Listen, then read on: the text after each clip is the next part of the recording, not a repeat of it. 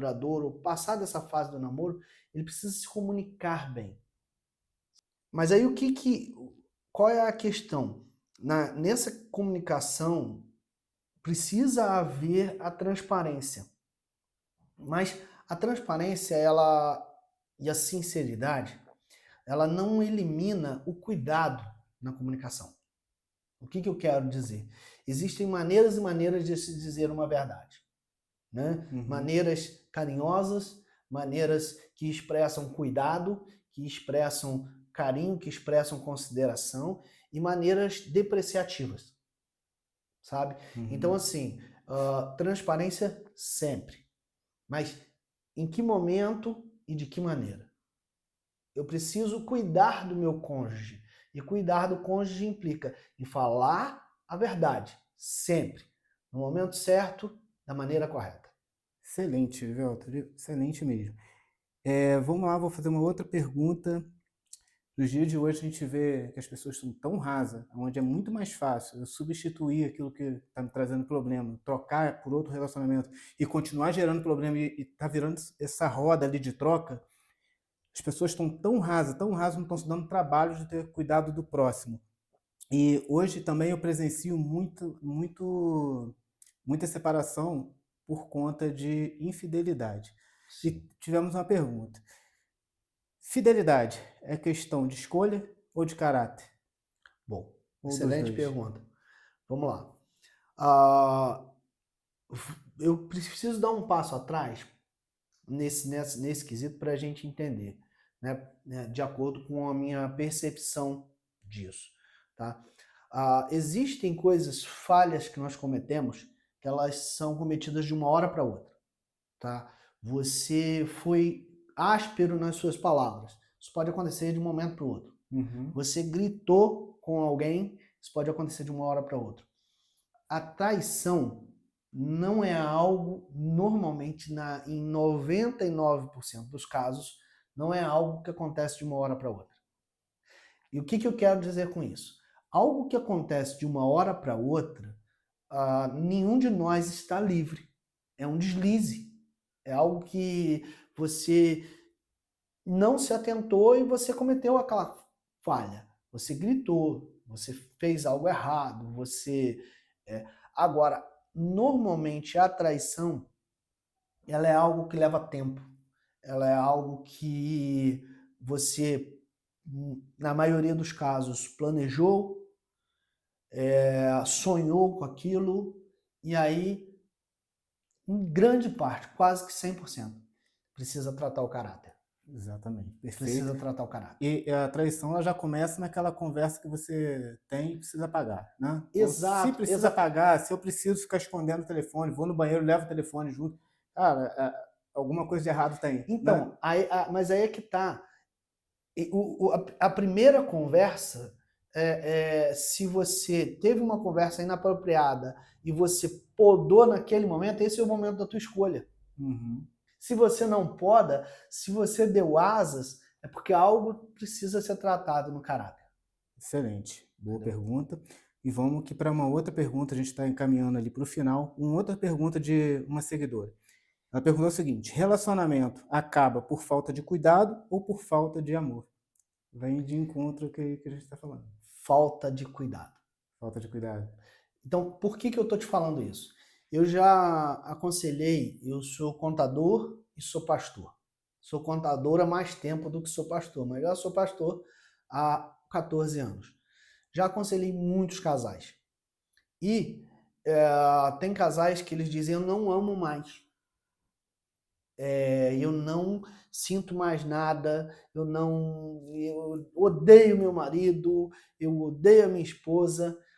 E a gente descobre que não, que só está magoado, sabe? E aí a gente trata muitas vezes aquilo, ou ajuda a tratar, tá? A gente tem esse conceito hoje de que eu não decido por ninguém, a gente não pode decidir por um terceiro, né? Num casamento, mas eu ajudo essa pessoa e ela a identificar esse sentimento e a perceber que o amor está lá dentro.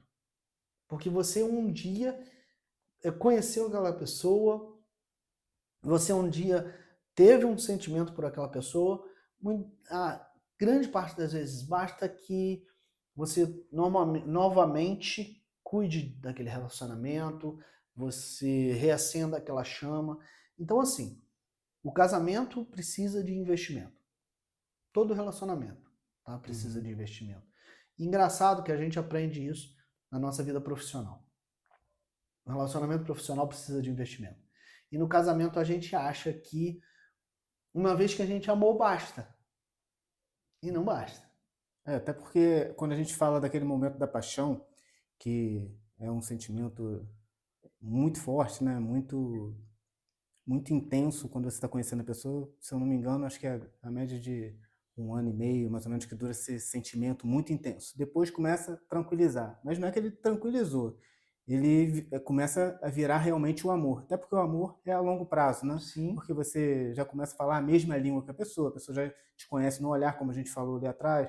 Pô, se a pessoa não está bem, você já vai entender as expressões dela. Então, você acredita que a falta de cuidado gera o esfriamento ali Por da quê? relação. Por que que eu imagino, Ricardo? Porque até essa paixão do primeiro relacionamento, ela pode ser reacendida, sabe?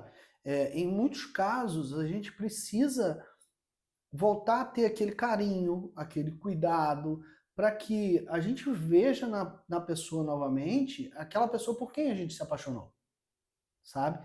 E no relacionamento, eu acredito muito, né, em Deus estar naquele ambiente, em Deus estar no relacionamento.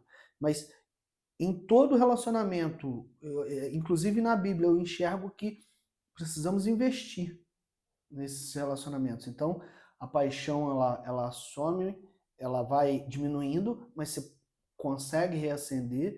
E o que você falou é muito interessante, muito mesmo. Eu brinco muito com a minha esposa que eu só não consegui fazer ela mudar de time, tá? Mas a gente foi se parecendo cada dia mais. Ela brinca que ela não tomava café quando a gente começou, quando a gente se casou, e hoje nós somos amantes de café. Então, assim, várias coisas. E não é, isso é um exemplo, mas vários outros. A gente vai se juntando, né? A Uhum. gente vai parecendo nos gostos. Ela me ajudou a comer melhor, eu ajudei ela em outras coisas, só não consegui fazer ela mudar de time Ainda, né? Vai ainda, que. né? Mas, assim, se a gente for parar para voltar lá atrás no relacionamento, quando tudo iniciou, se você que está aí com um casamento frio, acha que parou de amar, pensa no que você fazia antes. Pensa o que você fazia. Se você é homem, pegava uma flor ali no jardim e dava para a esposa, levava um chocolate, levava um bolo. Será que isso foi se perdendo no caminho? A mulher, às vezes, pô, era toda cheirosinha. Aí, não, já conquistei. Ah, não, não, tô assim mesmo, tô com cheiro de cebola. Gente, se cuidar para o outro. Não é porque quando você estava só namorando, você queria encantar. Aí depois que você encantou, você acha que tá tudo certo? Não, você acaba perdendo esse encanto. Então continue sendo essa pessoa do início, né, o Erivelto, ali do relacionamento. Isso não pode se perder. Isso que mantém acesa aquela chama, não é Eu isso? acredito nisso e, assim, busco viver isso. Eu tenho 2 filhos, o Henrique com 11, a Alice com 9. Filhos tendem a dar uma esfriada no casamento, mas a gente busca ter momentos só nossos, tá? A gente busca nutrir esses momentos. É o que você falou. Cara, você ia namorar, você levava um chicletezinho, né? Uhum, Mas depois de casado, não. Você quer que uhum. aquela pessoa te Tinha suporte do é, jeito que for. E não é assim, né? não é Não assim. é por aí. Eu acho que a gente sim precisa buscar isso. E entender que o casamento também passa, o relacionamento passa por fases, Ricardo, que nem sempre são fáceis, né? Às vezes o seu cônjuge passa por alguma fase de problemas de saúde ou do que quer que seja, ou emocionais, tenha compromisso. Que eu acho que isso falta isso também Aham, hoje. A gente está com um senso de compromisso muito falho. Hoje a gente não basta o fio do bigode, né? aham. Mas hoje a gente assina um contrato e amanhã a gente rompe ele. Então, isso a gente acaba trazendo para o casamento. Tem momentos que a gente tem que também entender, não estamos passando por um bom momento, eu não consigo exigir mais do meu cônjuge, então por que não vale o meu compromisso? Né? Quando nos votos de casamento, normalmente é dito, né? Na saúde e na doença, na alegria ou na tristeza. E a gente só quer viver alegre. Verdade. Elivelto, uma dúvida também aqui das pessoas, cara, são milhões de pessoas no mundo e a pessoa fala que ninguém quer mais nada. Cara, será que em milhões de pessoas ninguém quer mais nada? Eu costumo dizer para as pessoas que me perguntam, não sei se as pessoas não querem nada ou você está buscando no lugar errado, Com né? certeza. Porque muitas das pessoas, não quero nada, mas qual lugar que você frequenta? Não, estou indo na boate. Será que lá na boate vai ter alguém que vai querer alguma coisa? Vai querer só mais do mesmo, vai querer uma noitada e nada mais do que isso. Agora, onde que você tem buscado essa pessoa que você idealiza? Primeira coisa que você tem que fazer, é o que eu sempre falo nos meus treinamentos. Idealize aquela pessoa na tua cabeça, faça até um desenho, pega uma foto de uma pessoa que pareça com aquele estereótipo. Já observou uma mulher grávida na sua família? Você começa a olhar na rua e vê um monte de pessoas grávidas. Mas assim, qual é a pessoa ideal para você? A pessoa nem sabe. Se é alto, se é baixo, se é branco, se é moreno, se é louro, ruivo. A pessoa não sabe. A partir daí fica assim, infinito, né? Você fica sem foco. Então acaba ficando mais difícil também de achar. Então, mapeia ali os seus valores. Como é que essa pessoa tem que ser? Tem que ser calmo, ela tem que ser proativa, tem que ter a mesma visão de futuro. Eu quero crescer. Essa pessoa quer também, porque se a pessoa não quiser crescer, quer viver só o agora também, eu acho que não vale a pena você focar nesse relacionamento. Então, assim, Erivelto, você com sua experiência, na minha visão, eu acredito que é isso. Acho que é os lugares que as pessoas andam procurando. E na tua visão? Sim, sim. Os ambientes, a gente vai encontrar pessoas de acordo com o ambiente que a gente frequenta. Isso é certo, né? Então a gente precisa às vezes mudar o ambiente. Se a gente quer pessoas de compromisso, não é em ambientes de bagunça que a gente vai achar. Essa é uma das definições, né? Se eu quero alguém trabalhador, eu não vou identificar essa pessoa às vezes na praia, concorda? Exatamente. Então, assim, a não ser que seja o vendedor de picolé. Exatamente. Então, a gente precisa, assim, e ser mais intencional, né, Ricardo? Eu acho isso importante, né? Nos nossos relacionamentos de uma maneira geral. E estarmos, não é de uma maneira interesseira, não, mas de uma maneira intencional. Nos relacionarmos com pessoas que possam nos ajudar a alcançar objetivos, alcançar nossos propósitos, né? E sim, eu acredito também que a gente às vezes precisa estender a mão para alguém para ajudá-la a caminhar. Mas normalmente esse não é um relacionamento de namoro e casamento. Perfeito. Então, assim, resumindo, abrir mão de prazeres imediatos ali, não é abrir mão, fugiu a palavra. Renunciar a Renúncia, algumas isso. coisas. Renunciar a algumas coisas, visão da pessoa que você queira, antes mesmo de ir buscar, Sim, ambiência, o local que você está buscando esse tipo de pessoa, e a verdade, né? comunicação, a Verdade, transparência, né, que a gente comunicação. falou. Então, esses são os critérios para quem está buscando um relacionamento. É isso. E assim, entenda, relacionamento perfeito não existe não, tá? Eu estou há 18 anos casado, mas não somos perfeitos não.